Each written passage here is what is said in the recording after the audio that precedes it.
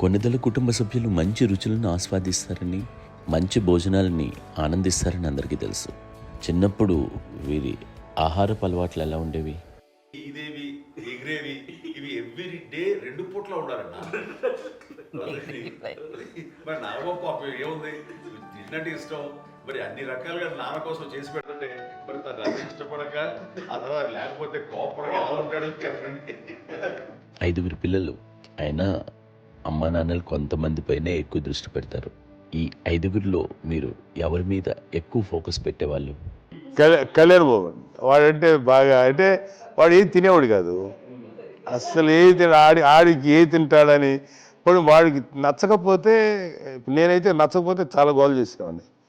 అన్నయ్యకేమో చాలా అన్నయ్య ఏదైనా ఏది పెట్టినా తినేవాడు, అసలు అడ్జస్ట్మెంట్ ఏంటంటే. నాకేమో నచ్చకపోతే చాలా గొడవ పెట్టేవాడిని. తినే ఇది ఒక అన్నం, ఇది ఒక కూరలు అని వెళ్ళిపోయేవాడిని. అమ్మకు అమ్మకు తిట్టి నాకు వెజిటేరియన్ ఎనర్జీ ఉండేది, చిరాకు అనమాట.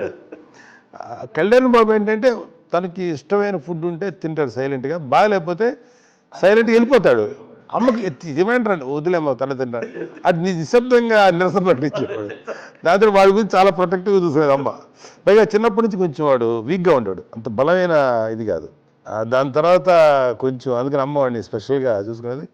వాడు స్పెషల్ కిడ్ అయ్యాడు ఇప్పుడు. మీ అమ్మగారు మీ అక్క చెల్లెళ్ళకి ఇచ్చిన సలహా ఏంటి? అంటే ఇండిపెండెంట్గా ఉన్నాం కదా అమ్మ, ఎవరిని డిపెండ్ అవ్వద్దు, నీ పిల్లలు నువ్వే జాగ్రత్తగా నేర్చుకో, ఎవరినైనా చేయకు, డిపెండెంట్గా పెట్టద్దు అని ఆవిడ మాకు బాగా ఎక్కువ చెప్తుండేది. నాకు కొంచెం టఫ్ టైమ్స్లో కూడా ఆమె నీ పాటు నువ్వే ఉండాలి, ఎవరి దగ్గర ఉండదు, ఎవరింట్లో ఉండదు, మా దగ్గర కూడా ఉండదు, నీ ఇద్దరు కుటుంబం నువ్వే ఉండాలి. అది కష్టం కదండి అట్లా చెప్పడం. చెప్పారు చాలా తక్కువ చెప్పారు, బట్ నాకు అదే ఇచ్చేది ధైర్యం. ఇండిపెండెంట్గా అట్లా ఒకరి దగ్గర ఉంటే నీ గౌరవం తగ్గిపోతుంది, ఎక్కడ ఉండదు. అది చాలా నాకు చాలా ఇన్స్పైరింగ్ ఉండేది అమ్మ మాటలు. అది ఇప్పుడు కూడా అది చాలా హ్యాపీగా అనిపిస్తుంది అని చెప్పింది. అంతే కదా, ఇప్పుడు మనకి ఏదైనా రోగాలు వస్తే ఫేస్ చేస్తాను, దాన్ని బాధ వస్తుంది మనమే.